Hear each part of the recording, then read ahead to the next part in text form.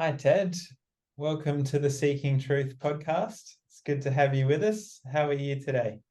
I'm good. Thanks for having me. I really appreciate it, Maitreya. Yeah, it's nice to see you. We've done some work together before, and yeah, I've always really enjoyed our time together. So it's nice to have you on. Me too. Thanks so much. So just for the people that might be watching this, just to give a brief sort of background on who you are. You're a spiritual teacher. You've been a spiritual, seeker and teacher for many years now, with initially Waking Down in Mutuality and more recently with Trillium. And you've also developed your I conscious model, and you've written a book about that, Hmm. which I thoroughly enjoyed. And the I Thanks. conscious model is a model of personal development and spiritual development, that utilizes a lot of research in that field and enhances upon the existing models out there.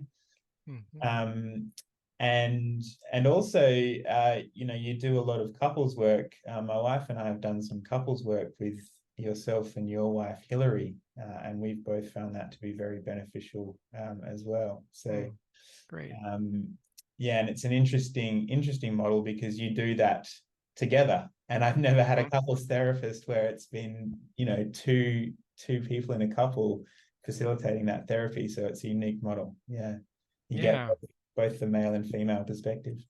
I think that's really important. Mm, I've seen so many people get out there and do couples work, and it's always like one member of the couple doing the work. So it kind of leaves you wondering, how's that relationship really working? mm, mm. Um, But, I think that's one of the things we provide by doing that together. It's like people Yeah, can watch us interact and see how we are. And I think plus, just having the masculine and the feminine there at the yeah, same time, it kind of exactly. helps rewire the brain. The two hemispheres come more together. Yeah, exactly. That's been my experience for sure. Yeah, Mm. yeah. And yes, most recently, you've done some training in facilitating MDMA and psilocybin journeys, Yes. and are now facilitating those sessions online, and in person, I imagine, with people that come along So far, just online. just online. Um, Right. and the reason for that is because it turns out that when we do this online, it kind of works better. And the reason it works better, I mean, not for everybody. There may be some people who just absolutely would not want to do it unless somebody was physically present. But when we do it online, people can just be in their bed or in their couch. Mm, They can be in the most safe and comfortable place in the world. They can have everything controlled, their environment is controlled. They don't have to worry about other people being around or adjusting to anybody or anything. And mm, for that reason, it actually facilitates the whole experience. So we just have them set up with, the camera on them so they can either sit or lie down or both, whenever they want to. mm. And basically conduct the session just like that. And it's remarkably effective, Yeah. to say the least. Yeah, yeah, yeah. I'm interested in that. So I'll ask about that some more in a second, the effectiveness and what you've experienced in sessions. But also, just as a bit of background, Australia has recently passed a law, that's quite progressive in world standards, where we are now licensing psychiatrists to be able to administer MDMA and psilocybin, for certain conditions that are presenting. So at the moment, it's PTSD and treatment-resistant depression.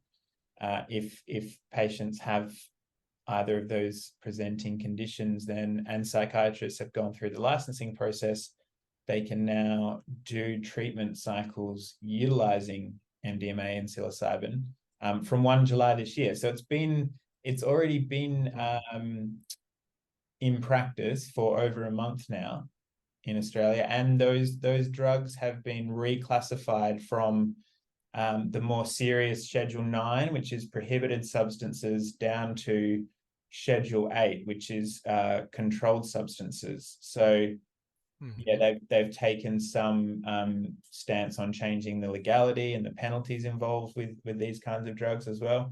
And it's, not just Australia. I mean, there are many countries around the world, Britain, Portugal, many, many countries that are doing a lot of research and clinical trials on these drugs and getting really good results, particularly with PTSD, but also, in lots of other Mhm. presenting issues. And yeah, it's amazing to see, yeah, doing some of the reading myself, the effectiveness and some of the outcomes that are being obtained in therapy with these things. So yeah, incredible stuff.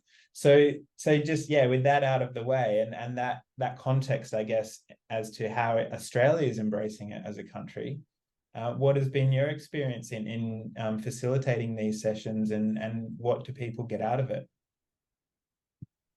Well, first of all, I'm finding a variety of reasons why people approach us to do this kind of work.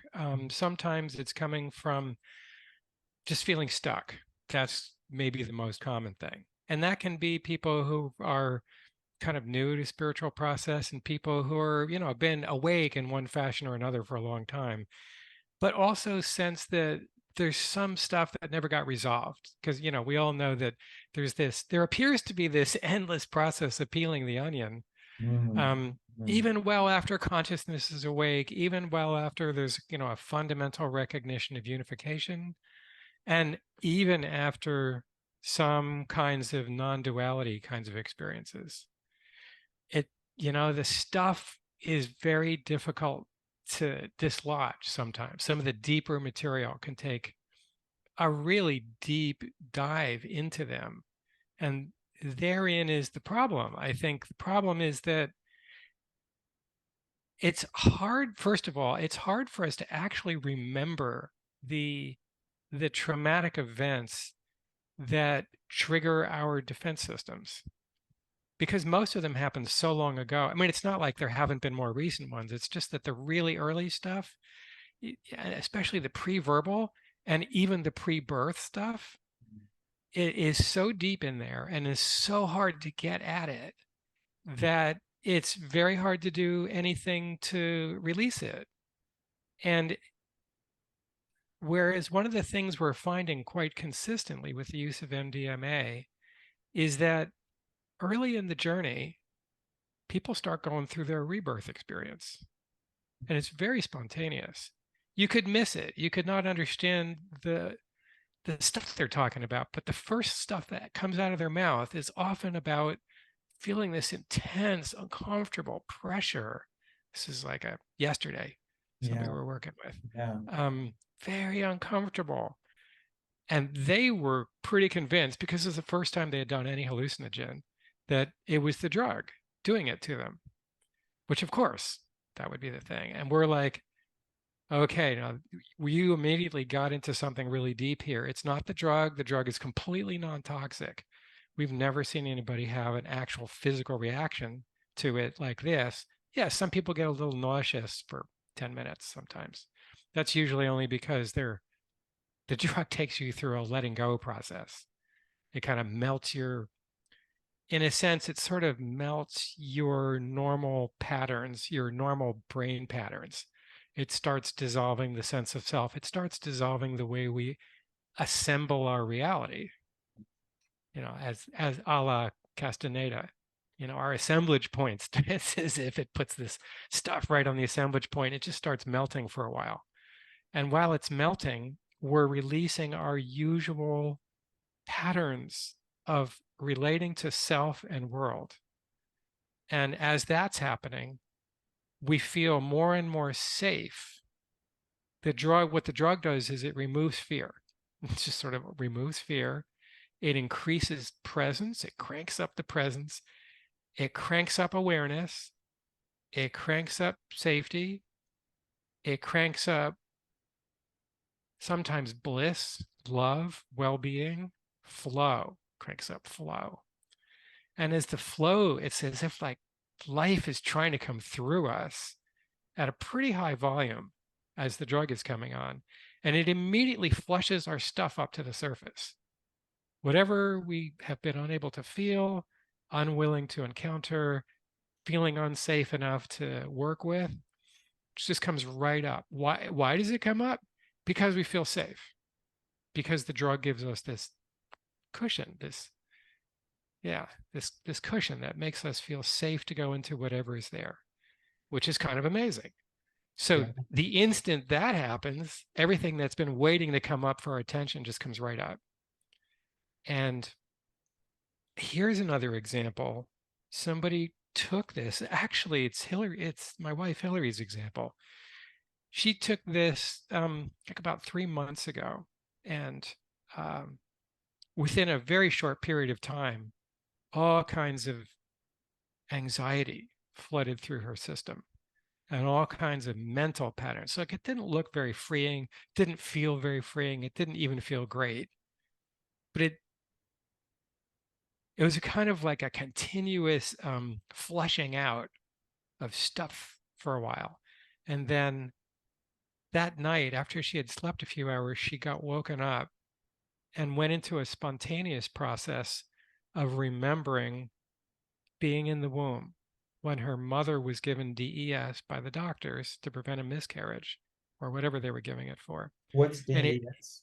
DES, I forget what it stands for, but it's a drug doctors were using back in the 50s to prevent miscarriage and other issues with pregnancies. Okay. Yeah. What they didn't really they thought it was completely safe. It's not completely safe. And Mm. it hit Hillary like it was going to kill her. Mm-hmm. She was like, flooded with these horrific feelings that she didn't feel she could survive. She thought she wasn't going to survive it. Mm. Um, and then when she went through the birth process, she was, screaming and crying, and then found herself frequently left to cry herself to sleep because they could not console her. I mean, I think the real issue is why they didn't console her enough. I mean, after that, she needed a lot of consoling and didn't get enough of that. The unfortunate Dr. Spock thing about just let them cry themselves to sleep was just probably one of the most damaging things that could have been done to us. Mm-hmm. Mm-hmm. So here she is like not only died of this poison, but then died of being left while all she needed was to be comforted. So these memories came up vividly and she went through them.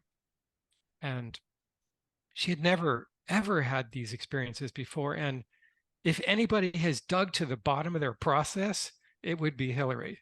Mm-hmm. And for years and decades, she's been doing this on various, approaches.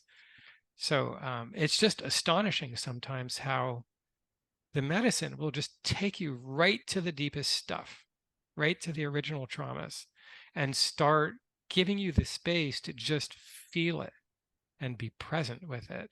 And therein lies the healing. Healing, as one thing I learned a long time ago from John Gray, Men Are From Mars, Women Are From Venus guy, and that is feeling is healing, which is absolutely true. All we need for our healing is to feel this stuff. And usually we need to feel it not alone, with support, because the real reason we were in trauma about these things, the biggest reason, as Gabor Mate points out, is not the stuff that happened. It's the fact that we were alone in it. Yeah. That was what was so traumatizing. Yeah. So yeah, she ever since that journey, which has in some ways continued for 3 months, just more and more openings just keep happening. She feels a level of freedom in her being and in her nervous system, unlike anything she's ever experienced in her life, Mm. which is, well, anyway, that's one of many astonishing experiences people have had on this. Yeah, that's quite amazing given, yeah, the work that Hillary has done. Like I know a bit about Hillary and her background and you just mentioned it there, that the level of work that she's done and to have that experience for her is, yeah, that's quite significant.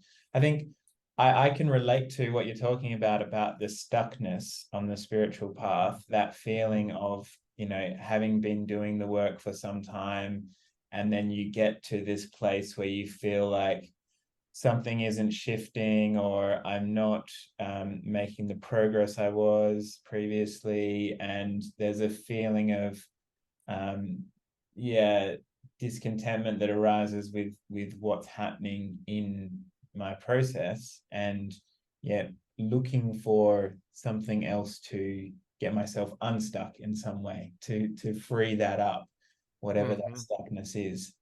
And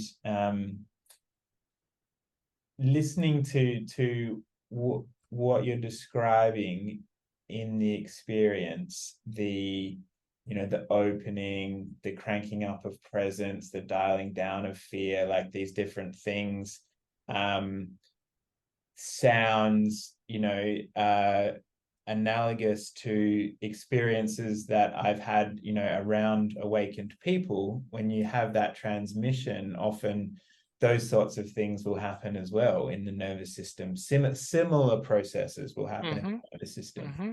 That's right. And I'm wondering, because my experience of some of those things have been, yeah, amazing openings and healing, feeling my stuff, going through it, some transformation as well. But there can be this temporary experience that you go through, and it's really profound at the time, but then you resume your normal life. You go back to doing your job and looking after your family and everything else, and all of the old mental patterns, the belief systems, the constructs come back into play, and it can be like resuming normal life just all over again. So having had a nice experience, but nothing really permanently shifting on a fundamental level. So I wanted to ask about that. Do you know whether these kinds of drugs can facilitate a permanent shift as opposed to a temporary nice experience? Yes, without a doubt, but it doesn't do it for everybody. Some people might require 2 or 3 journeys to get to like some serious long-term impact, but I would say, uh, well, let's just put it this way. I often think of the impact of these journeys as being 1/3 the user's intention, Mm-hmm. 1/3 the medicine, and 1/3 the skill and presence of the facilitators. Mm-hmm. Um, when somebody comes in with a strong intention, they have, in every case so far, and we have facilitated many, they always have a really long-term effect. Mm-hmm. I mean, yeah, sometimes months, sometimes longer than that, sometimes years. And the data is showing the same thing. They're showing after even just one journey, a large percentage of people who take MDMA in a therapeutic context no longer qualified to as it, you know, as PTSD. Mm-hmm. Mm-hmm. It just, it stopped. And that can go on for years or the rest of one's life, or maybe, in a year or two you do another one or something like that. Mm-hmm. We'll see, we'll keep our eyes on it, but there's no doubt that the effectiveness of that compared with any other drug that is, typically used to address these kinds of symptoms in the Western model, there's no comparison whatsoever. All of those other drugs combined don't have don't hold a candle, like 1% of the effect of this, 70% people like having these massive shifts after doing this. So it's quite remarkable. And it's not only remarkable for the impact, but it's also remarkable because it's like non-toxic, Mm-hmm. Mm-hmm. which is, it's not to say there has never been found any negative consequence, but the vast majority of negative consequences in the past have simply been because, uh, well, when they were partying on it, right? They'd Mm-hmm. take too much of it. I know a guy who just take it by the handful. It's like crazy stuff. Yeah. And then go partying all night and not drink any water. Yeah. Stupid things, right? So Yeah. it's like, okay, a few people died like that, but I don't think it had anything to do with the MDMA. I Sure. think Sure. they just overdid it. Yeah, and I There's mean, stuff. yeah, alcohol's dangerous in the same way, and there are plenty of other legal Oh, drugs that we have that are just yes. as dangerous, if not more dangerous. Yeah, alcohol is very toxic. Mm. Yeah, bad stuff. Yeah. So, yeah, what else? Let me give another example. There was a client I was working with a few months ago who, a writer, smart guy, very funny guy. I love this guy. But type 6, very in his head, very, scanning for dangers all the time, trying to figure out what to do next. How am I going to manage the next moment? Kind of thing. And that, sixes have that kind of pattern. So Mm. he's that kind of mental thing going on. So we did this journey, and in the middle of the journey, uh, he kind of fell out of his mind, which not that unusual. It does happen sometimes. We just like boom, like some kind of narrator stops, the whole, all of that stops. And but it never came back. And it's Wow. been months. Wow. And he's like, there's this part of him that's like, I don't quite know how to be me. So he's still kind of in a halfway state. Yeah. Part of that mind function kind of went away, which is amazing. I want Yeah. to say more about that, but another part of him is like still hasn't completely adjusted. So we're going to do another one to sort of finish the job on that. Right. Right. Um, So but I just want to quickly okay, touch on, you mentioned he was a type 6. So what you're referring to there is the Enneagram model of personality types. yeah, And type 6 is one of the personality types in the Enneagram model that is very heady. There's sort yeah. of three centers: the head center, the heart center, and the gut center. Hmm. And yeah, type sixes can be quite heady, sometimes fearful, can be very loyal people. Yeah, like to think through situations and lots of control and things like that. So yeah, for someone that is a type 6 on the Enneagram to have an experience of their mind quietening down is quite a significant shift. I'll say it's a complete, radical transformation is what it is. Yeah, Because up to that point, usually people never have anything like they might have, okay, in meditation, they might have minutes or, even for a day, but for 3 months and yeah, it's not coming back. yeah. And there was another client, a well-known East Coast therapist, who psychiatrist, or actually a therapist, who same thing. It's like she type 5, very mental, lots of concepts, been studying psychology for a very long time and applying it very well, and yet very much from the mind. Yeah. And during this thing, just it fell away. At one point, she just got super quiet. And after a few minutes, she just said, "You mean that wasn't necessary?" And I'm like, well, up till now, maybe it was, but not anymore. Mm, Um, and it never came back the same way. And the same thing between her and the type 6, they both went into a radical transformation around their work. mhm, Instead of spending a lot of their time concerning themselves over how they're going to get to the next stage in their work and trying to figure it out and plan a path and make it all happen and stay in their head, as most people do so much of the time, mhm, the head just kind of stopped. They're doing their work and their energy is like a laser. So mm, the transformation of energy is startling for mm, some people. mm. It's like this guy was, started out with a kind of self-doubt energy, as sixes often have, Yeah, which kind of like a cloud that keeps people sort of like this. yeah. And then after that, he was like, boom, that's his energy. Beautiful. It was incredible. It was Yeah, absolutely incredible. yeah, that sounds amazing. Sounds amazing. Yeah, I wanted to pick up on, you mentioned that intention is important going into these sessions, and what the practitioner brings with them in terms of what they're hoping to get out of it, or what they're hoping to shift, or yeah, what they're hoping to look at. So if someone doesn't necessarily have a clear intention or a strong intention, but they want to explore, they want to just you know, have an experience on a psychedelic drug and just to see what comes up, can that be Mhm. useful in and of itself, or is it better to have, you know, I want to heal my childhood trauma when I was rejected by my mom, or, you know, something specific? Yes, it can be helpful. So a perfect example is a client who kind of didn't really want to do it, but his wife really wanted to do it. Hmm. And he was still kind of enmeshed with his wife, and he wanted to do it first to make sure it was safe and it was going to be okay or whatever. So, he came in with his intention was pretty clear. He didn't want to be changed at all by this drug. Okay, right. And the drug obliged him, as it usually does. It gives us what we're asking for. You don't want to be changed, fine. But what it did do is it opened him up enough to understand what it can do.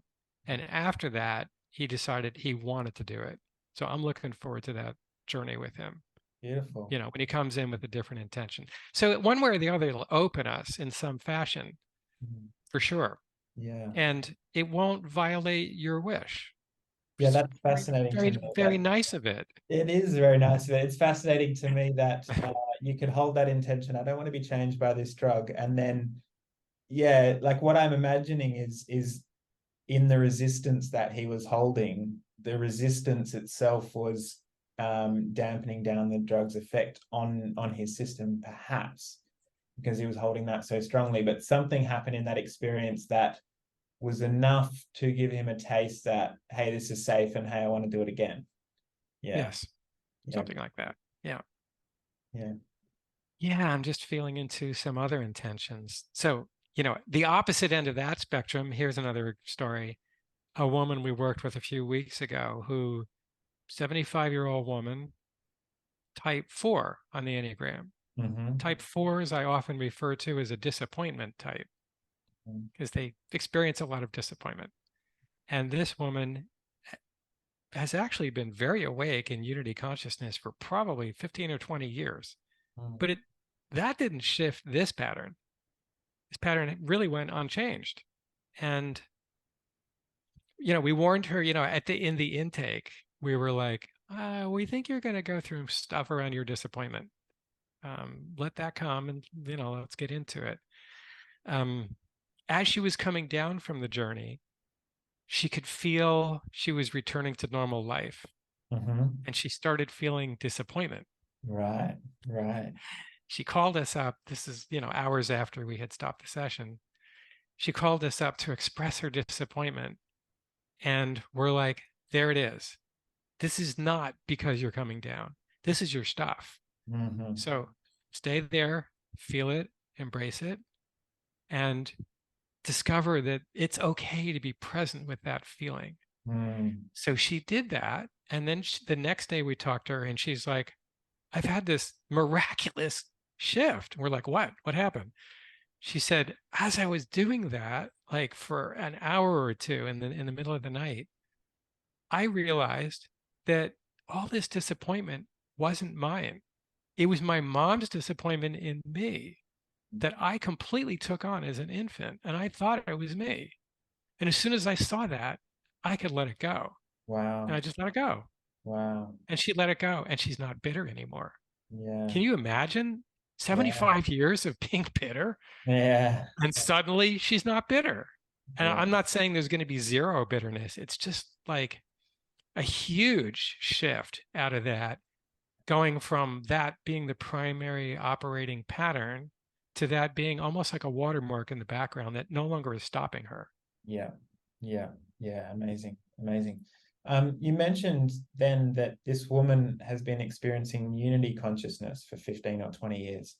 Now, I want to drill down on that, the unity consciousness a little bit, and just sort of understand what you mean by that, because um, I've read the I Conscious book, and I want to bring in your I Conscious model here, Mhm. and I have, yes, some understanding of the different stages. So for people that are listening that are unfamiliar, just very, very quickly, you have three stages and I might be using incorrect terminology here, so please, correct me if I'm getting it Three wrong. phases, three Three phases. phases, that's what I meant to say. So you have dual, and then you have unified and singular. Got that right. Good. Okay, that's great. And there are big shifts between the three phases. So from dual to unified, there's consciousness awakening to itself, and there's presence, and there's embodiment, and there's that sort of experience of being aware that awareness is here all the time. Like I can be in touch with awareness all of the time throughout my day. And then there's a big shift between phase 2 and 3. And I'm not there, so I don't know what this experience is like. But from what I've read, it's about being almost like they're not being a self, the self being transparent, and there's much more of a flow experience. So you can witness energy moving throughout the day, and you're functioning in the world, but it's almost as if you're not doing it. It's just there's functioning happening, and you're watching the functioning happening, and everything is kind of a flow. It feels easy, and there's not a lot of force or pressure involved. And when you say unity consciousness, what are you referring to specifically there? What part of the model? Stage 9. Stage So 9. So in stage 8, what's going, well, let me go back a little. In stage 7, we come to the recognition of ever-present consciousness. And then a little later in stage 7, we come to recognize, oh, that's me. And then in stage 8, it's like the contemplation is, well, if that's me, who's this body and mind and my emotions? And like, well, wait, this is me also. And then we start going through these oscillations like, well, I'm this human one, and I'm this infinite divine one. And they don't seem to be the same thing. They really present themselves as a duality that appear to be on opposite ends of a spectrum that appear not to have a way to mix, because one of them is sort of like infinitely etheric and having no substance, and the other is like dense and has substance, or at least it appears to. And so it's almost feels like oil and water, and people feel that paradox in all kinds of interesting ways, which someday would be fun to talk about. But one way or the other, what usually prevents people from fully landing in what I mean by stage 9 or unity consciousness is the lack of embrace of the feeling of that paradox, the existential angst, the feeling of being simultaneously infinite and finite, which is like, how do you be both of those things? And we go through this process where we're oscillating in identification between one and the other and one and the other. So this is the got it, lost it oscillation. You go away on a meditation retreat, got it.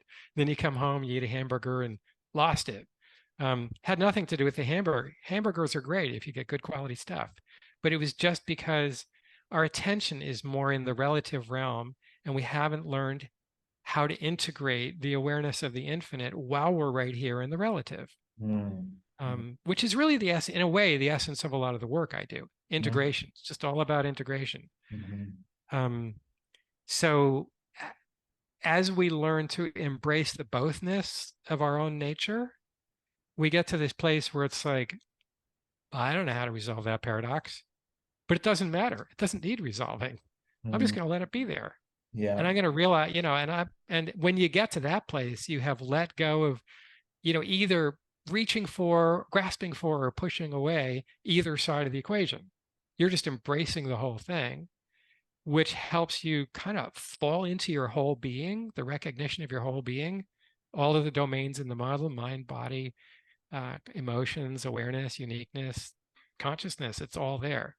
And it's all self. It's all me. It's all the cosmic self is the same as the personal self. It's just one thing. We have that recognition. And as soon as we have that recognition, as soon as we have that recognition and get to the point of validating it so that we can own it, then what starts to happen is we start realizing that there's a level at which we know this unity. We've realized it, but our patterns and our behaviors and our way of thinking and behaving in the world are still based upon that sense of separateness, that assumption that we are a separate creature in a world of other separate creatures and things. And that is, well, that's the ultimate illusion, right? The illusion is that we're separate. Mhm. We are not separate.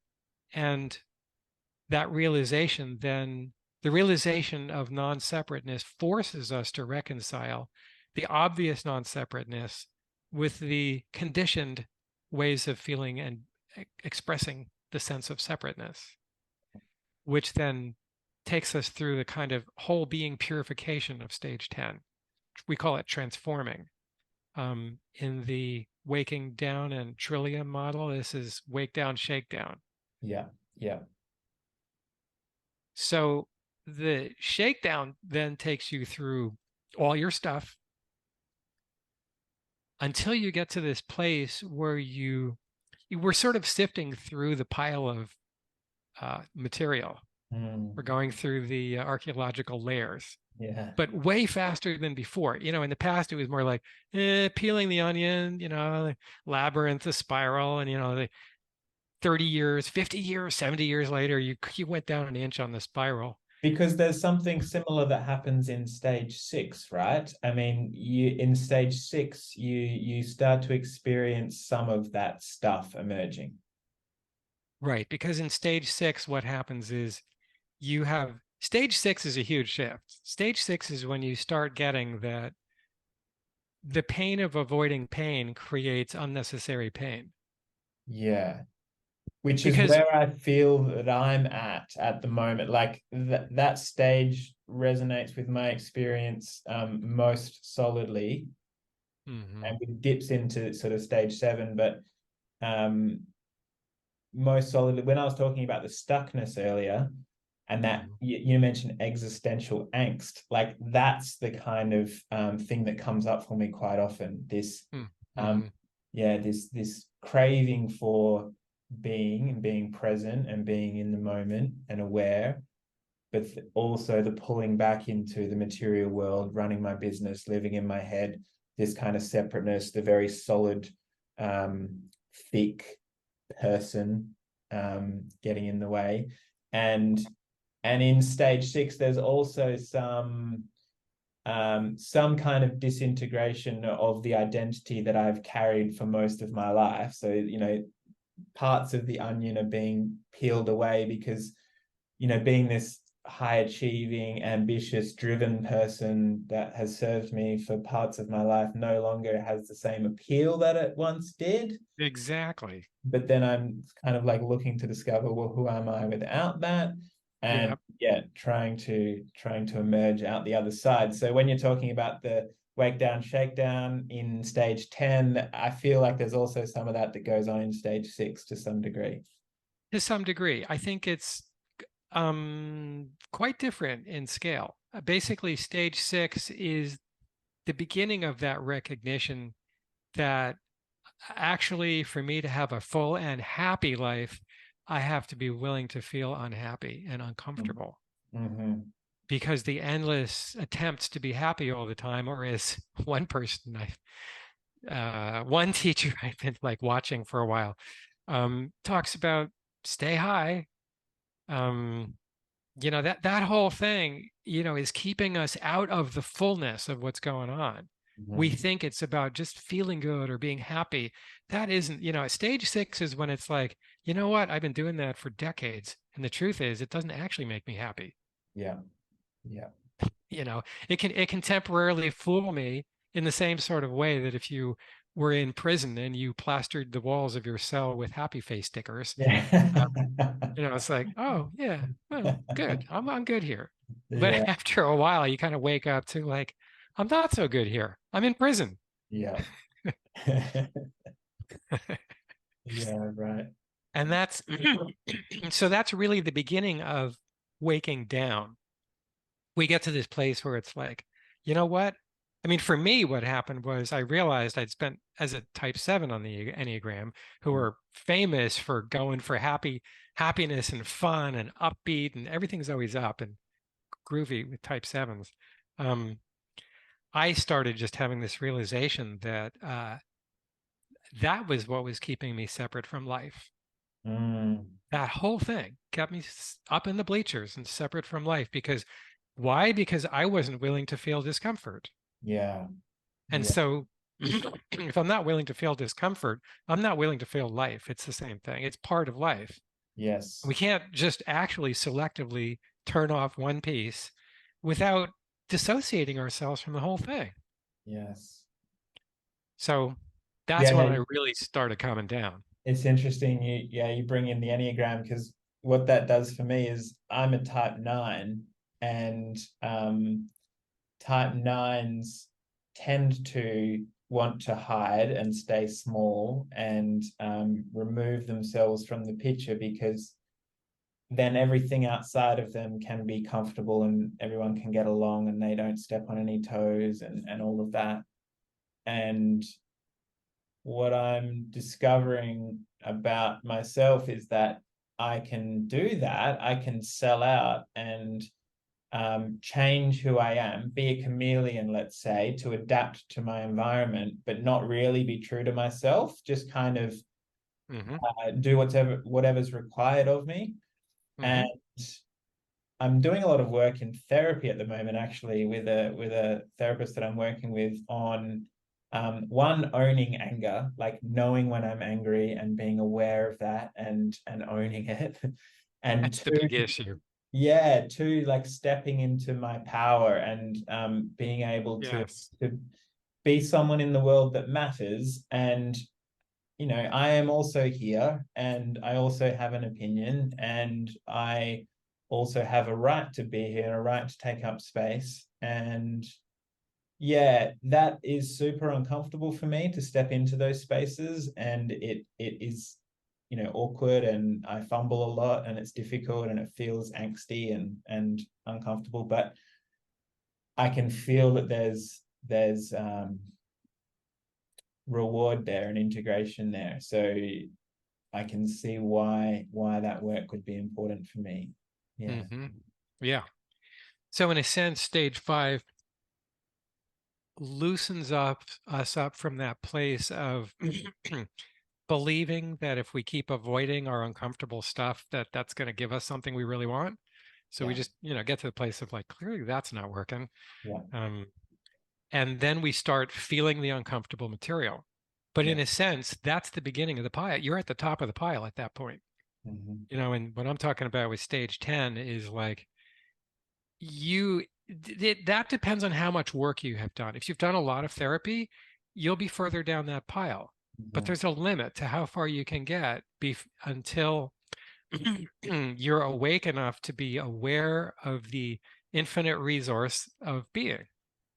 If you're not, continuously aware of the infinite resource of being, there's some part of you that will feel threatened by the deepest material in your psyche, the deepest traumas that are all about the fear of death. And, it's not easy to feel the fear of death, Yeah. but you can do so when you're reasonably awake, Yeah.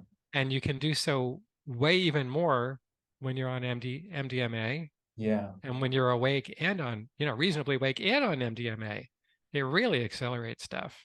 Yeah. Yeah. So that brings up a curiosity for me. You mentioned the fear of death there, and I wonder how useful it is for people at earlier stages to look at things like the fear of death, which is quite an advanced thing. To let go of survival as a human being is quite an advanced stage, because most human beings don't even contemplate that that's a possibility, or why would they want to, right?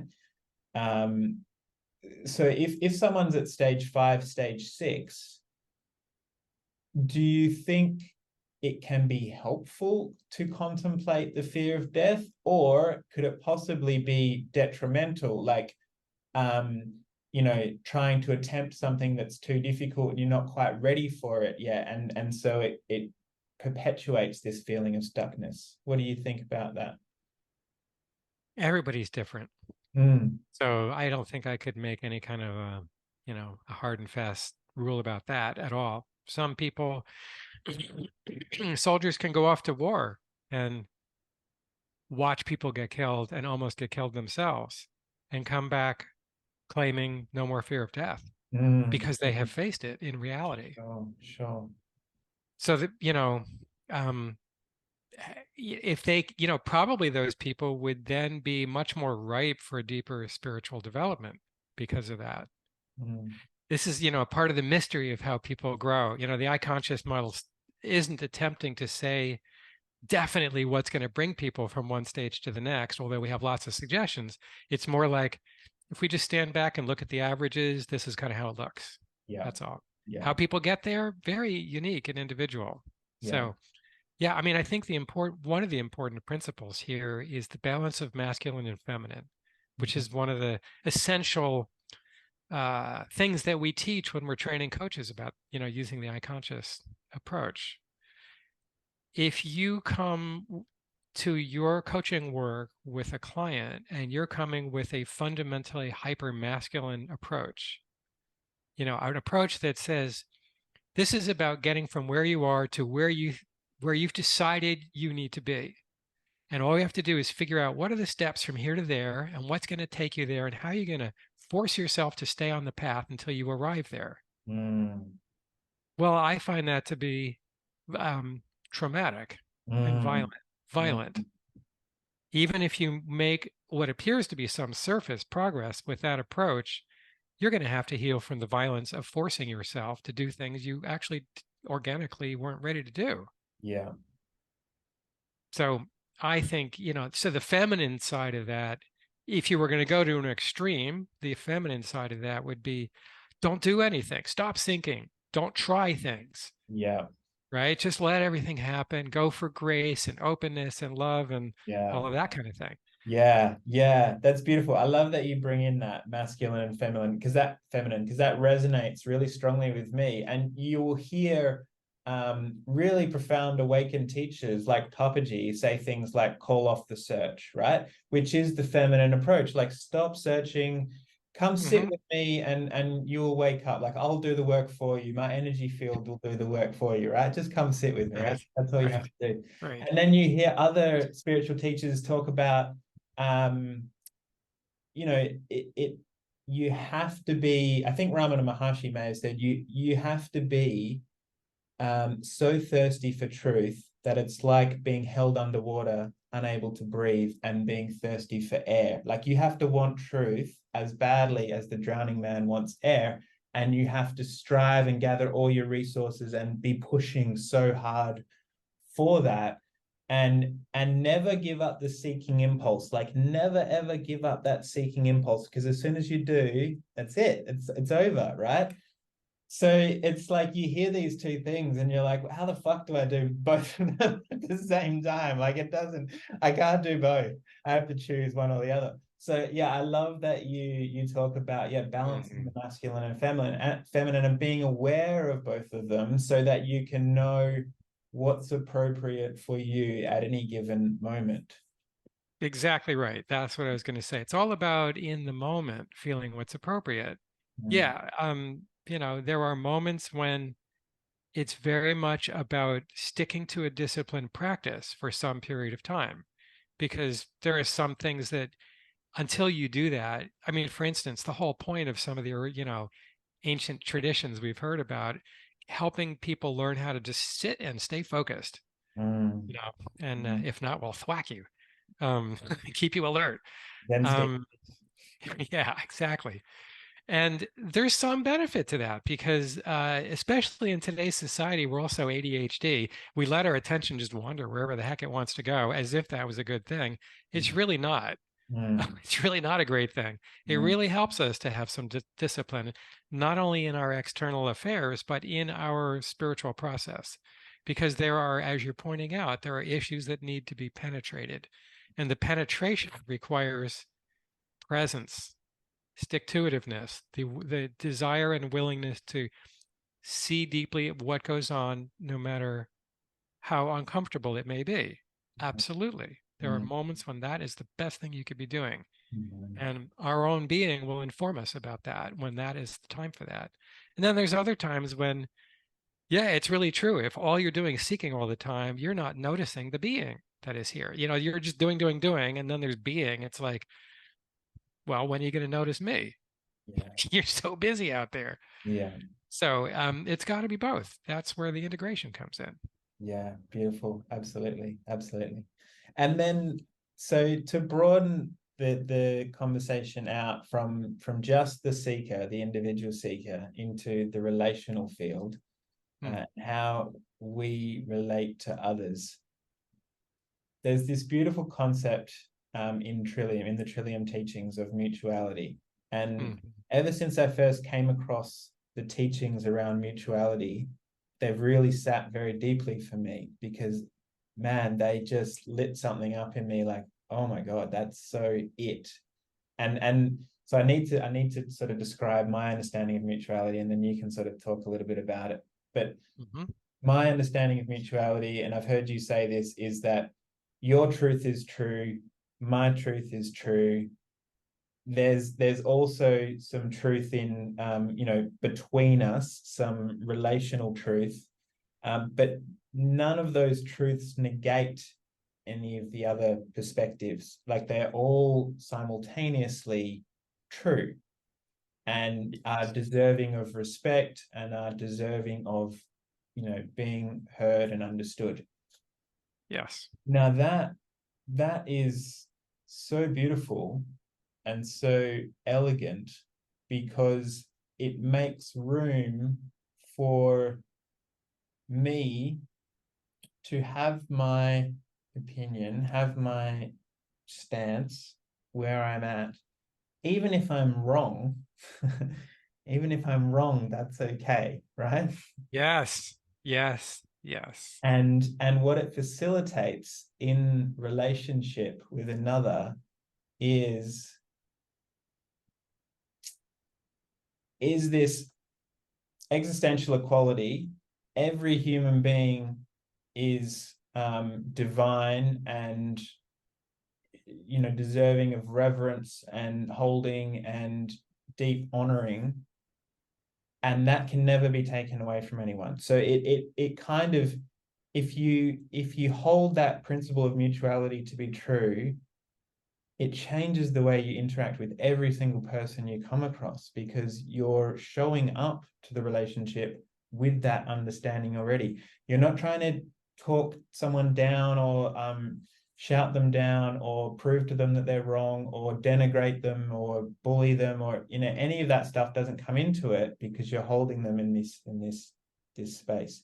Well, and of course, you're talking about an ideal, deeply developed recognition of Yeah, yeah. mutuality. So yeah, not to say that things don't come up from time to time, and they still do in my relationship with my wife. We have arguments. I'm not proud of everything I say and do every moment of the day, but yes, in an ideal world, and the principle in itself Hmm.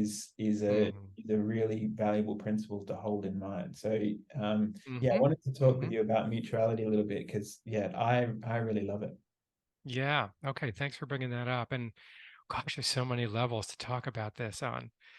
One of the levels I think is, when we're living in the duality phase, there is a tendency to polarize things in relation to other things. So there's good and bad, there's right and wrong, there's self and other, there's divine and human. And there's this perception that these things are not unified, Mm, that essentially there's some sort of war going on between these various aspects, that, um, masculine and feminine are somehow at war, mhm, which, you know, they're just different perspectives on the same infinite reality that is showing up in a quadrillion ways. mhm, Um, but until we start to see that, we live our lives with a kind of a sense of a membrane between self and other, separateness, and that way of living puts us in a habit that pits us against others, and that whole thing is another way of saying that we don't feel safe to let others have their reality Mm, because it mm, threatens our truth. And if our truth is not, we another way to say it is we have a sense of self wrapped around our own truth. mhm, And if someone is like has a different opinion that looks like, your truth is wrong or something, then we're like, wait, that can't I can't let my sense of self be dismantled mhm. like that. So we kind of hold on to it and we try to control them, or we try to control ourselves, or we got all these strategies for trying to deal with that, all of which are violent to self and other. Yeah. And that violence just, more crap on the pile that we're going to have to heal. So, and another sort of symptom of that masculine feminine dissociation is the space that we unconsciously maintain between the infinite and finite in our own experience. Mhm, You could say the infinite is the masculine, that's Shiva, standing there without being moved by anything. And then there's, Shakti, the body mind, and all the stuff that's going on and all the feelings, that's the Shakti. And um, we need to recognize that these two things are one thing. But until we do, we are holding them separate and preventing unity consciousness. mhm, Unity consciousness always starts with the recognition of unity at the core of our own being. And then, in a sense, it tends to sweep out through the universe. There are occasionally people who get it the other way around, but most people get it this way first. Um, so, yeah, then after we have the unity recognition and we're in a place where it's just perfectly obvious that there isn't any such separation, although it's also obvious that we're still holding it in our habitual patterns. That then kicks off phase 10 in the I conscious model, which we call transforming, which essentially is all about working out relational issues. mhm. Because practically all our stuff is about relationship. It's about how we related to when we were infants in the womb, out being born in the world. The whole world is in this duality place, except for a very small number of people. And so we get this endless transmission that we're separate. And um, so so we start working through our deepest relationship stuff in stage 10. And eventually we get to the place where we start living that kind of mutuality consistently, more and more and more. And the more you're living that consistently, the less you're trying to change yourself or anybody else because you're uncomfortable or it doesn't match your pattern or it doesn't match your image or whatever. That stuff falls away because you're practicing mutuality. And actually, it'd be a fun thing to talk about. My wife and I have specific practices for mutuality that we actually could talk about on the program. Would be Mm, fun. So when couples do these practices, it dissolves those old boundaries and mm, it opens their heart to each other's reality and helps them get to the place where they are no longer resisting each other's different reality, no matter how weird or different, no matter how wrong it appears, no mm. matter how impossible it appears. You couldn't possibly be seeing that. How does that make any sense? You know? Well, it makes sense when you're on the inside of it. If you were to just flip a switch and be on their side, it would make perfect sense. Yeah. And that's part of the recognition of mutuality Yeah. is, Beautiful. Beautiful. it's perfect on both sides. Okay, so I'm very interested in the mutuality practices. So I want to come back to that. But before touching on that, you mentioned that we can, when we're living in this dualistic frame, we can see the opinion of the other as threatening to our very self, because our truth is who we take ourselves to be. Like that is our identity. Yes. And Yes, for someone else to have a different perspective is threatening to who I am at my very core. exactly. And to me, it was very interesting observing the culture and the individuals within our culture collectively play out during COVID, particularly around vaccinations. because Mhm. vaccinations were a very contentious topic, pushed by government. We had all these systems to support vaccinations. We had, in Australia and in Perth, we had vaccine mandates, so people would lose their jobs if they weren't vaccinated, and that brings up a huge reaction from society, like, you're taking away my free will, my right to decide what goes in my body. And lots and lots of protests on the streets of Perth, and yeah, people very, very unhappy. But then you also get the other side, which is you choosing not to vaccinate yourself puts me at risk, puts my family at risk, puts vulnerable people in society at risk, because we Mhm. need people to be vaccinated so that we Mhm. can take care of this Mhm.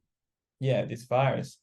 So you get this polarizing effect where there is no meeting in the middle. There's just vaccines are good or vaccines are bad, and this endless war that happens between. And it's almost like trying to bridge that gap or trying to mediate between the two camps is impossible, because they're coming at it from such different perspectives, such different points of view, that they don't even have space within themselves to hear an alternative. Like, no, that's too threatening.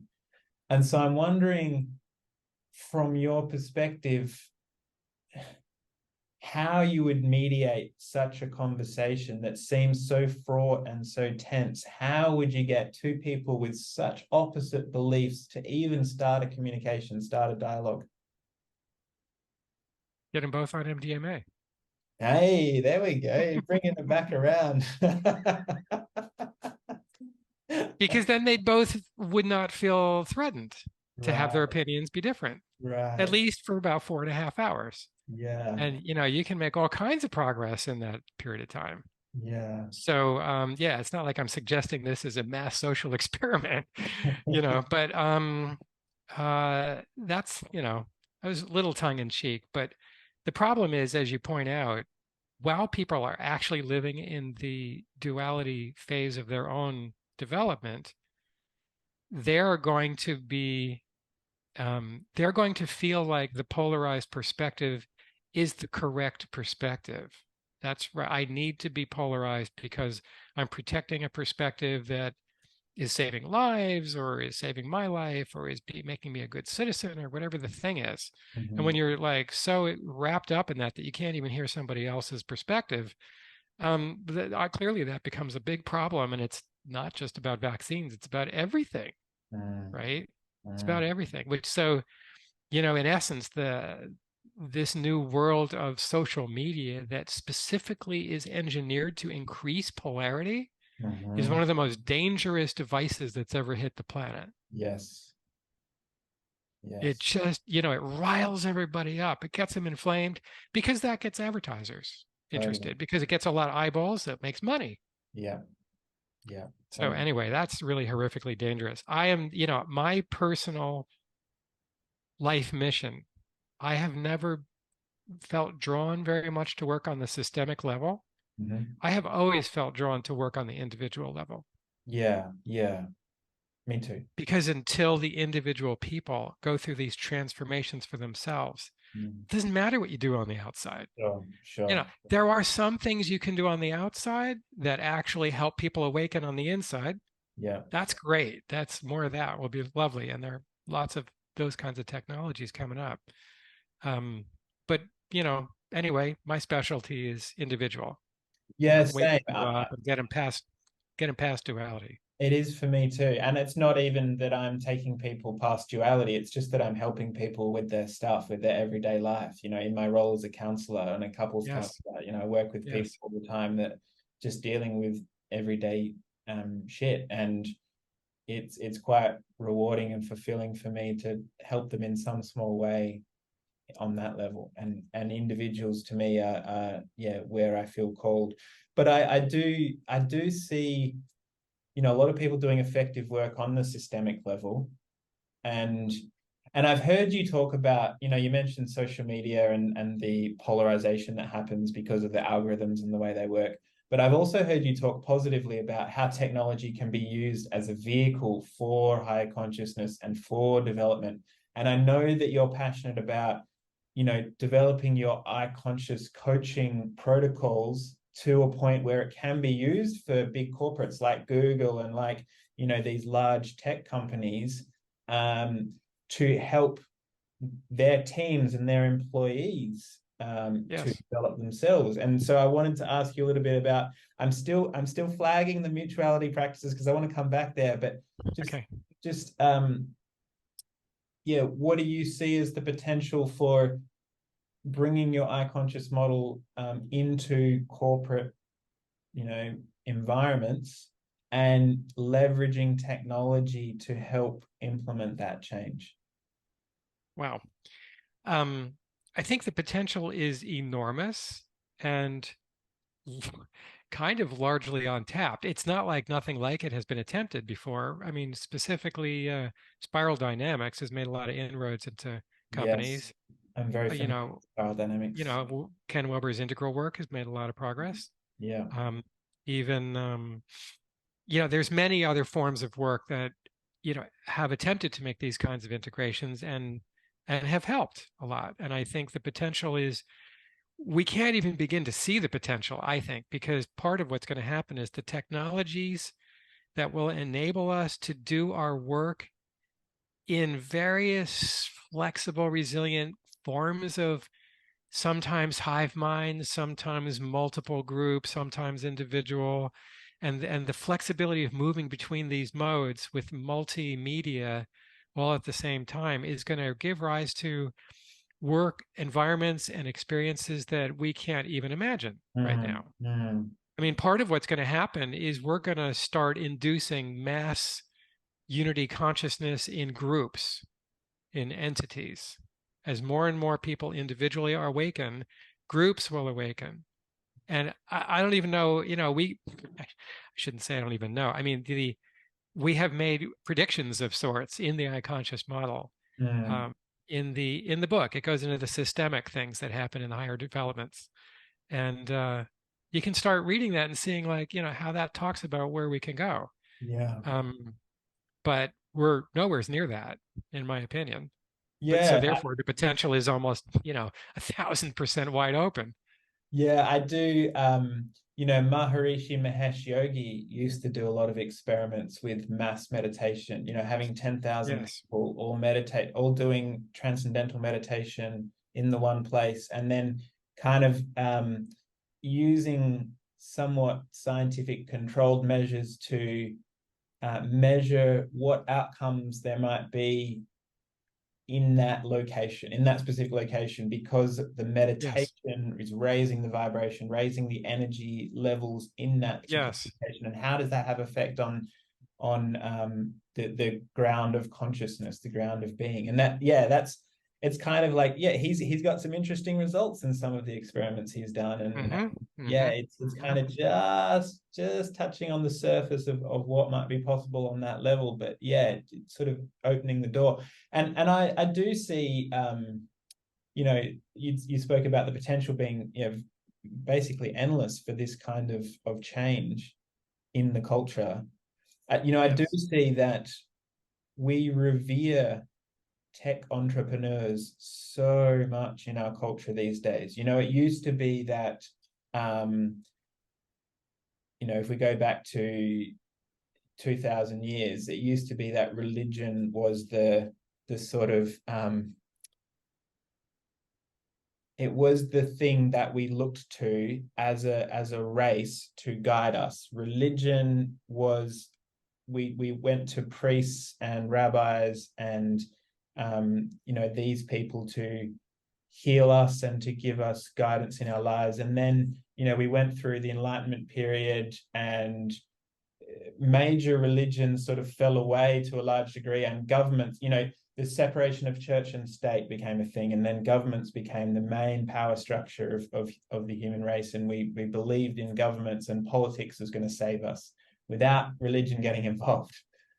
And then we've also gone through another development where we now no longer trust governments, and who we idolize are Elon Musk's and Steve Jobs, because they are the saviors. They are going to bring forth this amazing technological revolution that's going to bring us into the utopia, and that's going to solve all of our problems. So we've outsourced it from religion to government, now to business, and we're still in a shit show as a human race.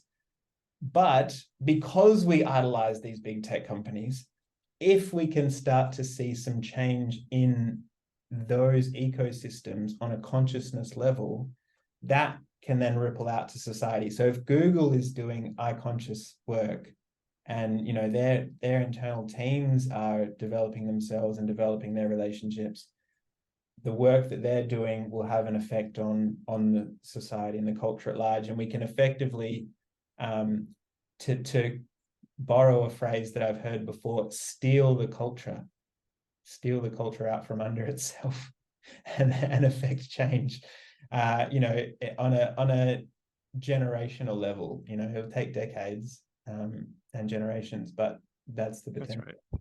Yeah. Yeah, that is the potential. And well, I'm hoping that the technology for life extension will let me be around to watch that happen. Yeah. And to help it happen. Yeah, absolutely. Yeah, I want to help that happen. Yeah. Mostly, I want at least 100 million people to awaken to unity consciousness at minimum within 10 years. That will be more than enough. Probably even 10 million might be enough, using something like Maharishi's formula, square root of 1% of the population or something like that, which hasn't really been proven, but it's a good place to start. It wouldn't take that many people to cause potentially all kinds of massive shifts. And in fact, they're already happening. It's easy to look at the mess we're in and think, oh my God, this, like, all that work we were doing, did that really amount to anything? Yes, it absolutely did. Because even though we have our eyes glued to the news station a lot, and they're just showing you all the crap that's going on, the objective measures of the quality and length of life keep going up. Yes. The violence goes down, health outcomes get better, and we are moving essentially toward a happier, healthier future. Doesn't mean it's all going to be roses and unicorns and all that. Just we're getting a heck of a lot better. So yeah, I think the potential is incredible, and I'm excited to see how we get from Kali Yuga to Sat Yuga. I don't know how many years that's going to take. I keep trying to pin people down on, like, how long is that supposed to take? What year is that going to happen? But something in, by the end of this century, I'm expecting there's going to be the world is not going to look like it looks now. That is absolutely for sure. I do appreciate that optimism that you have, that that transition is possible, and that that the work that we have done is not a waste, and that the things that you talk about healthcare outcomes going up, violence going down, and Steven Pinker does a lot of work on this, and it's worthwhile understanding that, because it can be so debilitating to just be absorbing the news cycle constantly. So I appreciate you bringing attention to that. So I want to go back to these mutuality practices that you mentioned with Hillary. I'm really interested in could you just choose one maybe, and outline one of those mutuality practices, and just tell us a bit about what that involves? Well, I guess what I'm feeling to say is I'd like to just say in general a little bit about that, but the specifics I think deserve to be gone into in detail with both of us present. Okay, we can But the do basic thing is it's about practicing getting your partner's reality. And so here's an example, a couple. Therapist and someone who's not a therapist. The therapist's tendency is to label the partner's behavior as pathological. Mm, because the therapist is seeing the behavior and saying that fits, the DSM says this is this kind of thing, right? So they put a label on it, and basically, so then he's been labeled crazy. mm, And once he's been labeled crazy, his reality has no, substance to it in this mm, person's mind. mm, That reality is wrong and needs to be corrected. And when that reality is corrected, that person is then, a functional adult, mature human being who now it makes sense to listen to that person's reality and take that in. mm, Yeah. And I think that has been a primary obstacle for years in that relationship. mhm. Um, and it's very hard to get out of that. And that was, that's just a real example, but there's a level at which everybody's doing this, right? It's like at some point, it's like, wow, that person's really crazy, aren't they? This idea of crazy is really in our psyche. As Mm, soon as they get far enough away from our reality, that's crazy. mm, And, we label that as, basically what we've done is we've saying that's separate. That's not me. And I'm not going to let myself be in mutuality with that because that'll poison me if I yes, let it. yes. Whereas actually what's going on is that reality will cross-pollinate and nourish my whole reality if it's the right kind of combination in a relationship. Mm, But we don't see this until, many years of work usually. We mm, start to appreciate the reason that I have found myself attracted to and even marrying this partner who is so different from me is because of the synergy of the two of us. It's not so that we could go, you're so different from me. I have no idea how I could possibly do this relationship. And you're fucked up and I just can't live with you anymore. You're too different.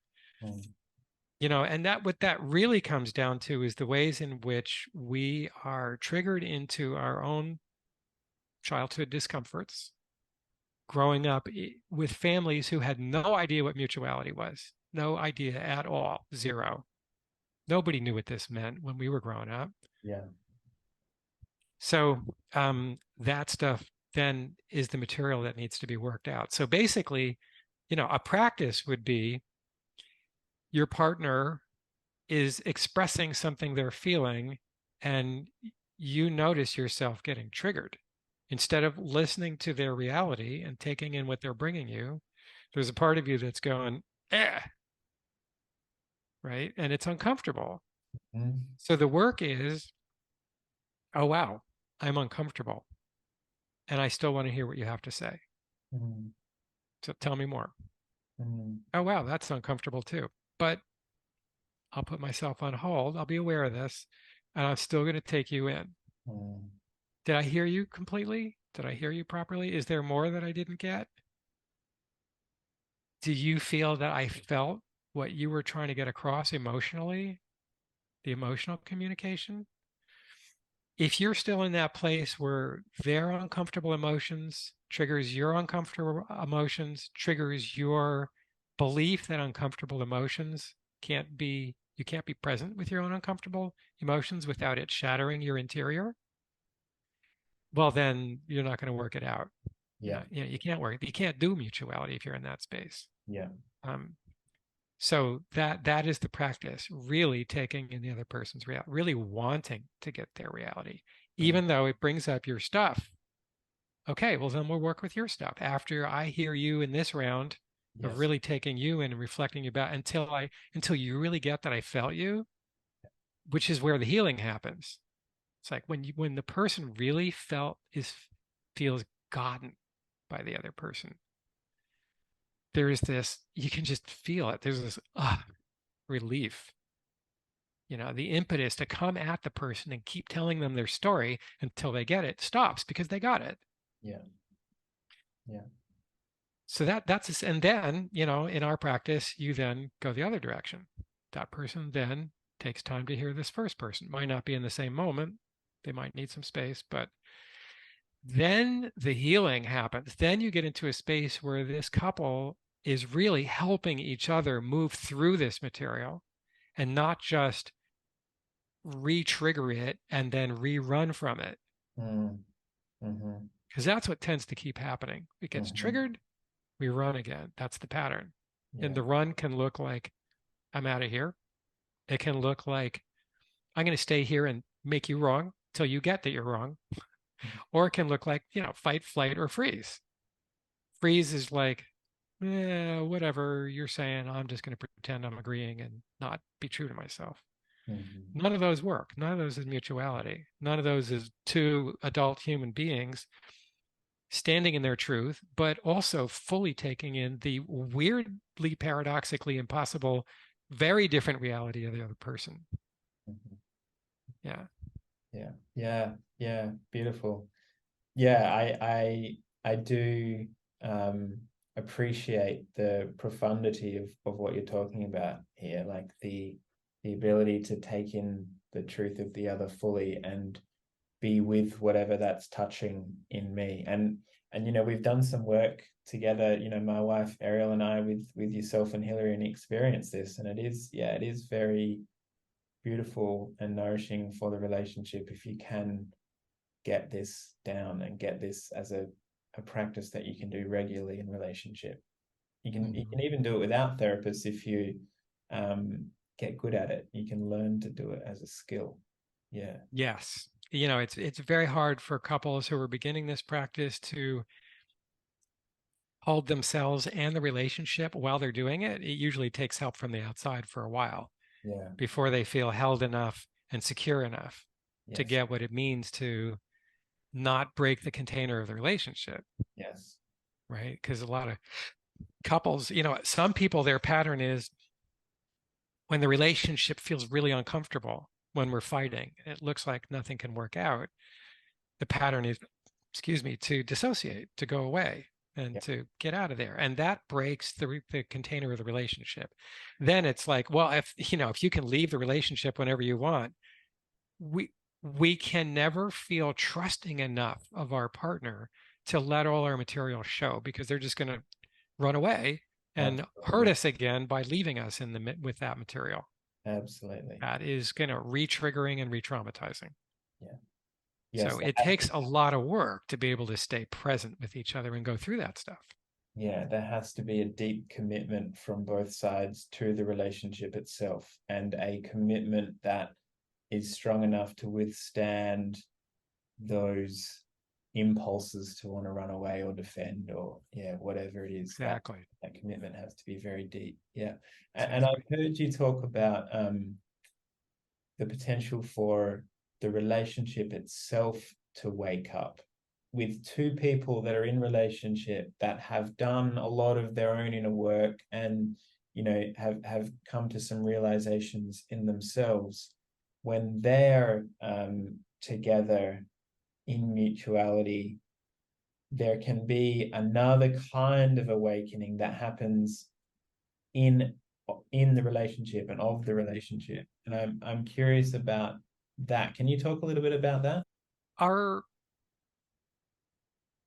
A human being is a collection of, a huge number of cells. I forget the number. And yet somehow all of that functions together in a way to give us a vaguely singular sense of self.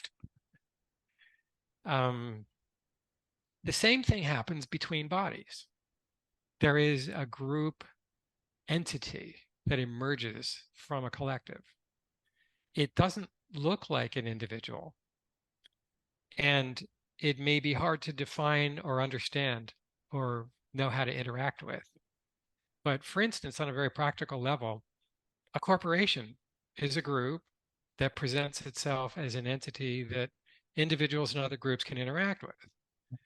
And if a corporate culture brings some kind of a transformation to the group, that transformation will be expressed in the whole culture as a unity in a way that might not even have been predictable. The emergent collective behavior can easily, and there's lots of people who study that kind of thing, collective emergent behavior of individuals. And there's an intelligence in that collective emergent behavior that goes that can go way beyond what individuals are capable of. And it does in so many cases. I mean, for instance, you take ChatGPT or Bard or any of those things, which I use daily a lot. what you've got there is the collective knowledge of humankind, Mm, right? And that brings us an entity that, something that looks like an entity that has a capacity far beyond any individual person. mm, No one could ever get there. It's way too much stuff. The thing has read everything. No one can do that. And it understands it on a certain level. It understands it because it can give us these intelligent responses. It's just still amazing to me that it's doing that. It's not always right, but hey, we just started. It's almost there. yeah. So, in that same sort of way, we're going to be seeing incredible, powerful results from these group technologies that are going to enable individuals to work together and manifest group realities that are just we can't even imagine right now. We just, there's already a lot of this going on. There's a lot of projects. Yeah, like for instance, I think it was the latest Boeing aircraft was it was like this huge group project. Everybody was all different locations. They're all doing this online. And as every piece gets designed and integrated, it's just all happening through the software that's bringing this together to this enormous engineering model. And the whole thing came together in like record time, way faster than any of the ways they used to do this kind of thing.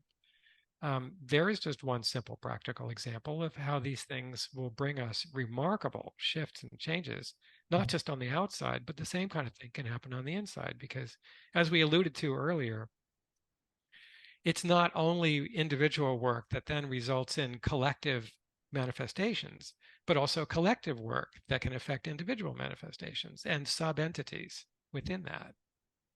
Um, it's quite mysterious. I don't know what else to say about it at the moment, but So can you describe what your experience of your relationship with Hillary um, feels like to you from the inside of that container, and compare it to prior to the relationship waking up? What is it like now? Like, what are the differences that you notice in an awake relationship as compared to a relationship between two awake individuals?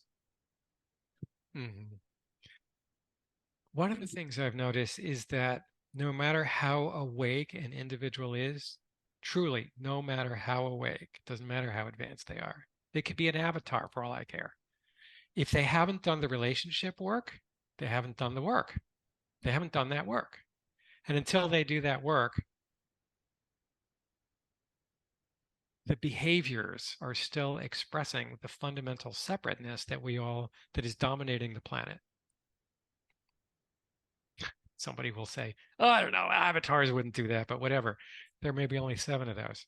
Um, it's none of these people who are listening to this, I'm sure. Yeah, yeah. Um, so my experience of that is,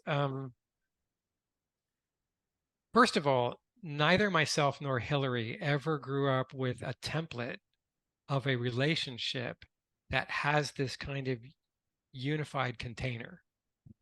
What we grew up with is a template for a relationship where um, things never get worked through, Mm, right? We have an argument, we kind of back away, lick our wounds, and say, "Oh, that hurt," but let's make nice and come back together and put that behind us.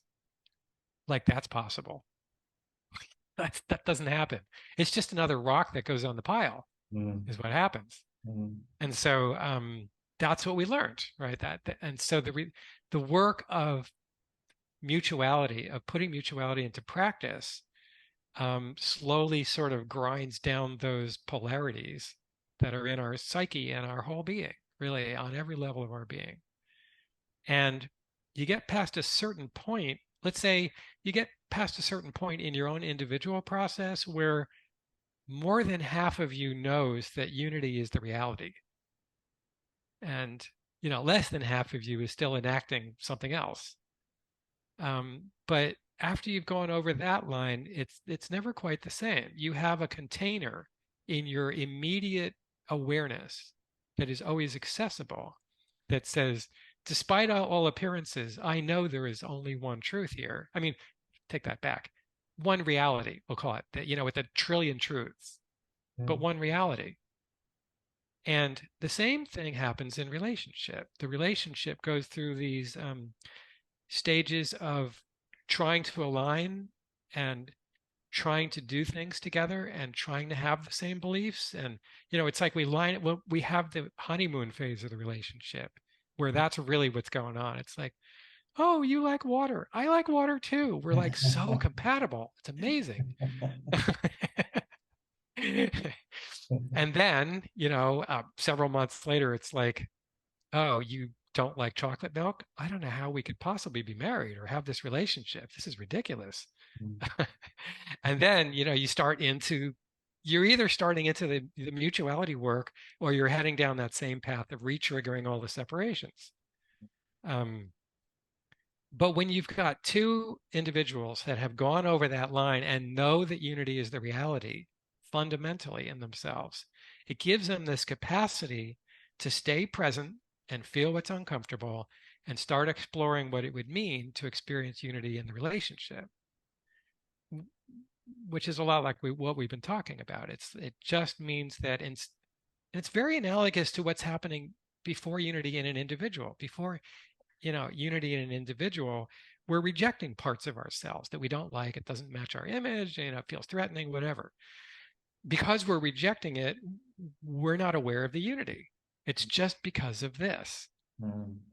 And when we start going like this, it starts going in the other direction. And the same thing happens with the couple. The couple starts getting to this point where they've rejected each other enough and they've left each other enough, or they've given themselves up enough and stayed present physically, but not psychically or emotionally. They get to this place where it's like, okay, that didn't work. What's the next thing? And when they're ready for that next thing, they work on the mutuality. They embrace these differences at first as a sort of medicinal necessity, and later on as like, I want your weird different reality because it's part of me. It's part of reality. It's part of, what I'm embracing as my partner in this life. I imagine Shiva and Shakti, and she's like, you're too dissociated and indifferent. Nothing ever touches you. And he's like, you're way too wild with all your manifestations. Why should I, go with all of that?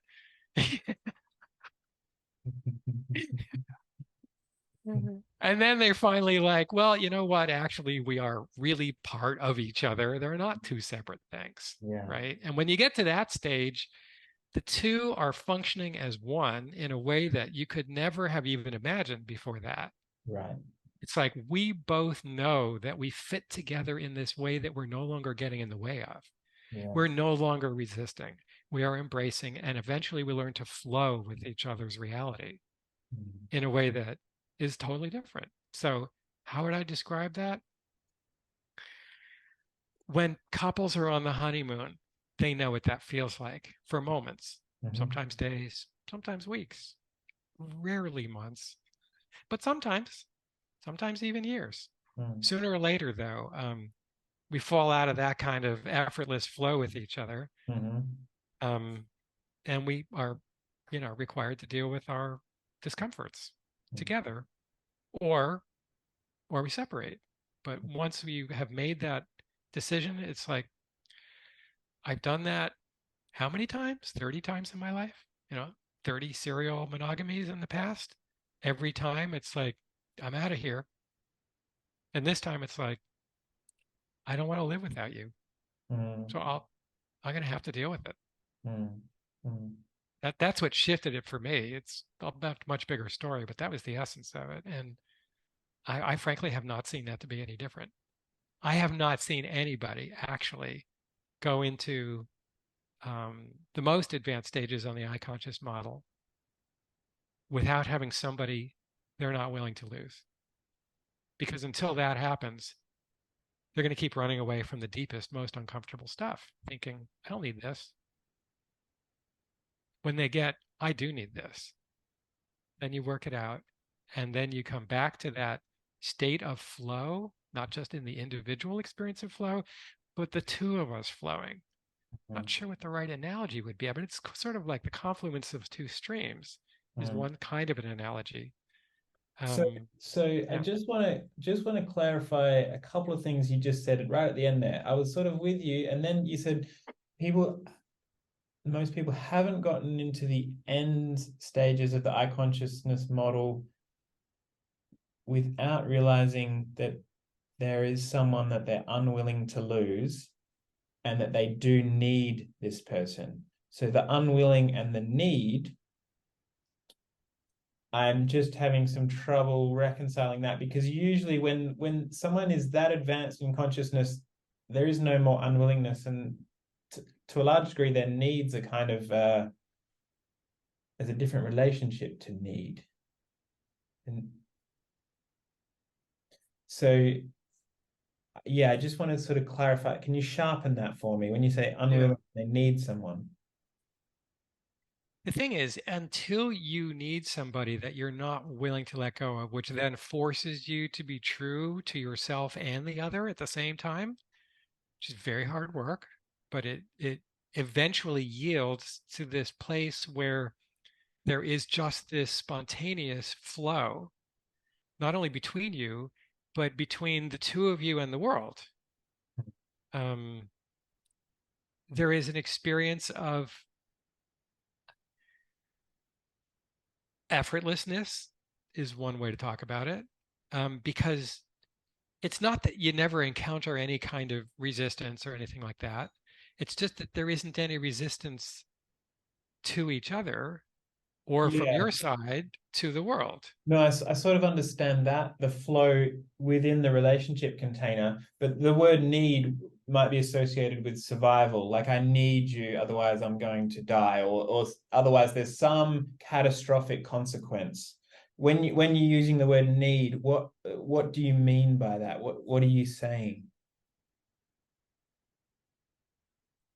I find that most human beings need deep, intimate relationship for fundamental health and happiness. And it's not just my finding. There have been studies going on for 100 years proving this repeatedly in large groups of people that we need each other in deep, stable, happy relationships for our own basic health and happiness. That's the kind of need I'm talking about. I need Hillary like I need water and air. Yeah. Hillary is my other half. It's one way to say it. Not to, it's not to say that somebody else might not also be, but I have a need to function in deep mutuality with a woman who I feel deeply compatible with. Mm, Without that, I'm unhappy. You can be very, very awake and on the level of relationship, lonely and unhappy and bitter. right, right. Yeah, Right. okay. So that's interesting to me. You can be very awake, but also lonely, unhappy, and bitter. Because, yeah, like often I will associate awake with those things don't appear anymore. Yeah, right. Lonely, unhappy, and bitter. They're not even on my realm of Yeah. possibilities anymore. So, you're touching on what will be a future conversation, which I'm titling Myths of Enlightenment. I might even start a radio show about that. I'm being invited to do that. So you're hitting on the first myth. If somebody's awake in consciousness, everything else is worked out. Complete bullshit, just absolute trash, garbage. Not true in the least. Consciousness can be in many ways extremely exalted and awake and never going away and always permanent and stable. You can be in unity consciousness. You can know that you're not separate from anybody or anything. But until you have done this kind of relationship work, um, you can't be embodying this mutual flow with another person. You got to work out the material. You got to actually see what it means. What does it actually mean to live without resistance in your life? It doesn't mean you never resist a thing. It means you don't resist your own resistance. There's nothing on the inside that's stopping any experience from happening. It's all about control, and there's lots of reasons for that. And it all has to do with the overwhelm of birth. Ever since that moment, and sometimes even well before that, um, we feel we have to control things because they feel overwhelming. It's too much. We can't handle it. Yes. And so one way or the other, we perpetuate these control mechanisms because it feels like it's our survival. And if we stop, if we attempt to let go of control, it brings up our fear of death Mm. every time. Yeah.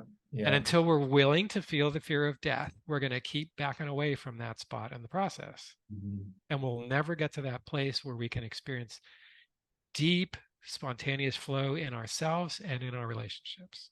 Totally. Okay. So um then I wanted to ask if there is a need for a deep, intimate relationship in mutuality, or else there may be experiences of unhappiness, bitterness, and loneliness. Do you think that need can be met in a friendship or in another form of relationship that is not a romantic relationship?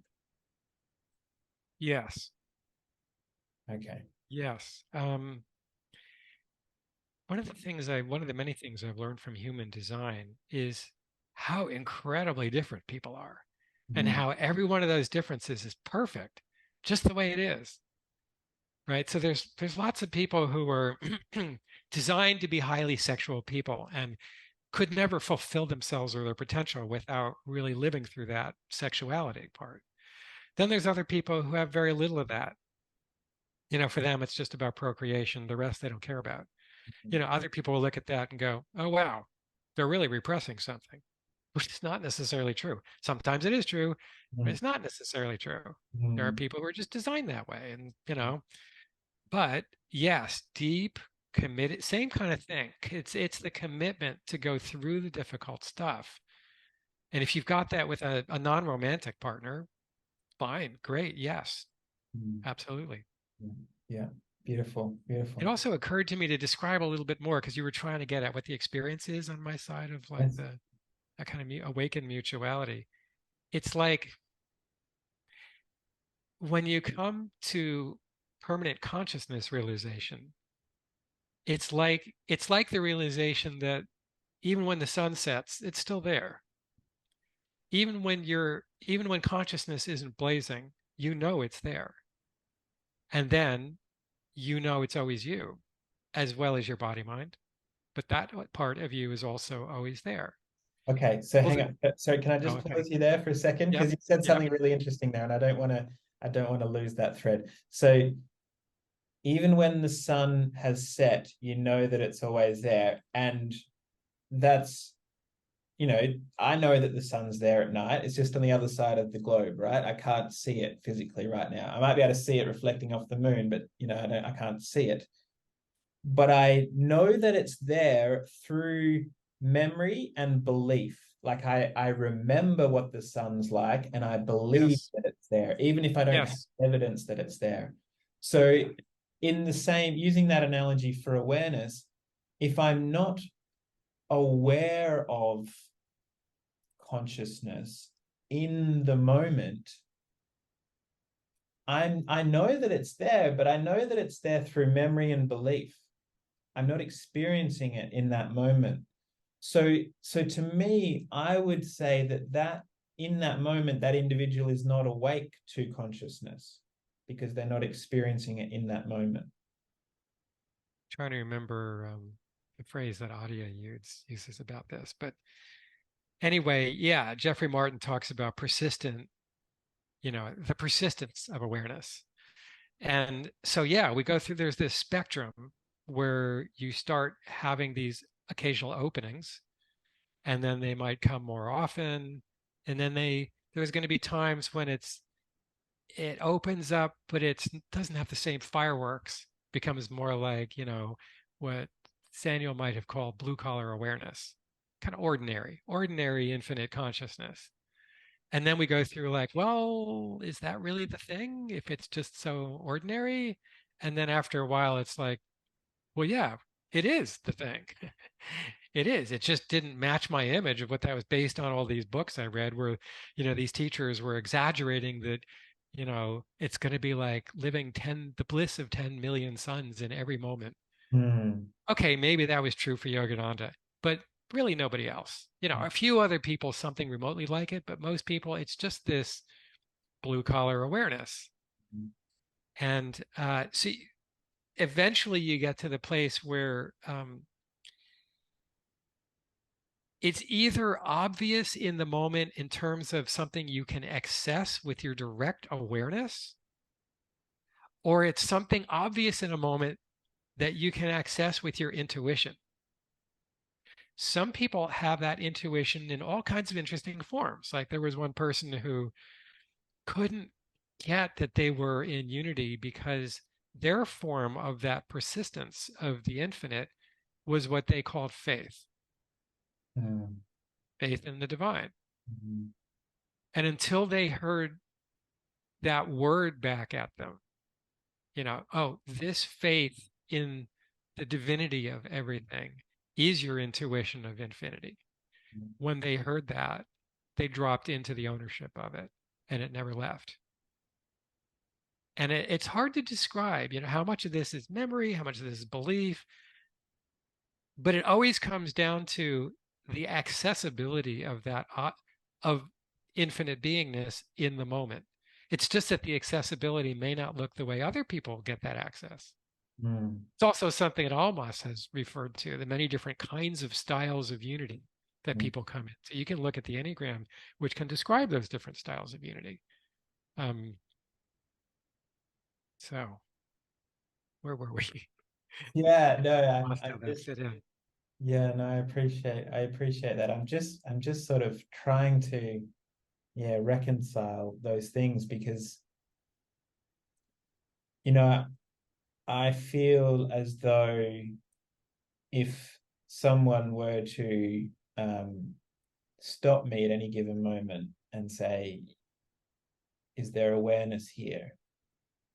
I could pause, I could close my eyes, I could look, and I could say, yeah, like I can, it's not mind blowing awareness, but I can see that there's a space behind my thoughts, and I can see that, there's awareness of the body, and there's something else here that's just spacious.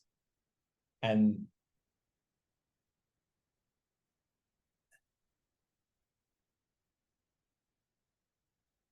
if I stop and look, I can find that. But I don't think what you're describing by unity consciousness is that exactly. So it's a, yeah, it see that's what I was suspecting. So I'm still, and it maybe that I'm just not going to grok this. I'm not going to really get it until I've had that experience and it is there all the time for me. But I'm just trying to like get a really fine-grained understanding of what that means, particularly because I was kind of okay with it. I was kind of okay with it all the way up till you said, the sun's not there, but it's still there. Like, because then I go, well, memory and belief, I can definitely believe it and I can definitely remember what it's like. So But yeah, so let me say that's where the analogy breaks down, yeah, right? And in yeah, that analogy, it's really a kind of a mental function that's getting you there. yeah. In this analogy, it's not a mental function. It is, you could say, in the realization of consciousness in the middle of stage 7 in the model, it's you come to that realization not as a mental thing. Mm, You come to that realization because you do the kind of work you were just talking about. You pause, you notice, you see that it's all arising in something that doesn't have any particular edge to it. Maybe that's a big deal. Maybe sometimes it is. Maybe sometimes it isn't. But that thing is there. And you then oscillate. It's like, okay, but it doesn't seem to be here now. Then you mm, go through, well, it doesn't seem to be here, but is it here? And, when you're in this process, you'll keep coming back to, well, yeah, it is here. I'm witnessing the thoughts that are saying, I don't think it's here. So mm, it's clearly here, whatever the hell the thoughts are saying. Mm-hmm. And you get to that point after you've checked in 1,000 times, you're at this place where it's like, is it memory? I don't know. What is it? It's like just really friggin' obvious. Like you get to this place where it's like, duh, I don't need to check again. It's just obvious. In fact, it's as obvious as is your missing left hand. If you came to me and said, I heard about this mysterious left hand, tell me about it. And I'm like, Yeah. and they're like, oh my God, yes. Oh my God, how's that pop? That's amazing. And then they go away and they do their lives and they forget about their left hand and we come back again. And you go through this time after time. Eventually, you make the connection through your arm Mm. and you feel yourself in the hand. You have embodied it. You're in it. Boy, that you just can't miss that. Sure. It's that, you could stop thinking about it and then wonder, am I getting it because I'm not thinking about it? But then again, you go through rechecking and checking, and after a while, it's like, well, duh, Yeah. and then you just move on. Yeah, It's so obvious. I've done sort of similar things to what you've just described, where um I'll be working, for a 6 hour block and just be really working on a laptop in really heady material and be deep in that process. So all of my awareness is on the screen and what I'm thinking in my mind. And the experience is like a deep fog builds up in the head, and it's kind of cloudy, and it's hard to be aware of a lot of things other than the head energy and the thoughts. And then I'll like check for myself, can I find it now? And I'll stop and rest. And if I were to meditate in that moment, it can be quite uncomfortable because the first thing you're aware of is just like all of this fog, and it's like, this is like gross, and I don't want to be here. But if you, Worst meditation ever. yeah, if you just kind of sit with that, like the grossness will suddenly, like, rather than being a thick cloud, it will slowly disperse and it will get lighter, and you can kind of get some glimpses behind the clouds and see that awareness is still there, but there is also this like part of me that's like, I want to get away from this. I want to go and have a shower or have a walk or clear Mhm. some of this energy because it's not a nice experience being in it. So yeah, it is interesting to try and like stop and check in those moments when I feel for myself that I probably have the least access to awareness in those moments, because there's my awareness and my attention. Attention's a better word to use. My attention is so Mhm, focused mhm, elsewhere. mhm, mhm. Yeah. So, in a way, we're sort of talking about the integration of attention onto objects with the integration of awareness aware of itself behind a beam of intention, Mm. both at the same time. And that just as much as we understand things by moving through the beams of attention onto objects, we also can build this muscle of the recognition of awareness itself through the inherent mechanism of consciousness to be self-conscious. And it's not conscious of itself as an object. It's like the filament in a light bulb is shining outward. And so it can't get itself as an object. But if it lands in itself and goes, oh, I'm glowing, aren't I? And that's always there. That it has access to. And Mm. that's the same kind of thing. When we get into the realization of consciousness and then later into the realization of unity, it's through the inherent mechanism of self knowing that consciousness and our whole being has at this level. And I don't know how else to describe it. It's just, a function that we come into. Yeah, beautiful, beautiful. No, that's great. Well, thank you, Ted. I've really enjoyed this time together. I find, yeah, you to be a fascinating interlocutor, someone to have a conversation with, because, yeah, you have a very upbeat, positive energy, and the optimism I really appreciate. And yeah, I love the work you're doing. I love following you and what you're up to. And yeah, thank you for coming on and having a conversation with me about things that I'm really passionate about, that touch my heart and are important to me. Hmm. And yeah, I appreciate your time and space. Thank you so much. And thank you for your wonderful questions. Very penetrating, I think a lot of people are going to appreciate the kind of discrimination you bring to these interviews. So thanks so much for having me on again. I hope we get to do it again. Yeah, I'd love to have yourself and Hillary on at some stage, and we can have a broader chat about mutuality and some other subjects for sure. Yeah, yeah. And using MDMA with couples. Yeah, beautiful, beautiful. Okay, let's bring that Yeah, in. Yeah, yeah. great, great. Thanks so All right, much, Maitreya. Thanks so thank you, much. Ted. Take care. Take care. Yeah.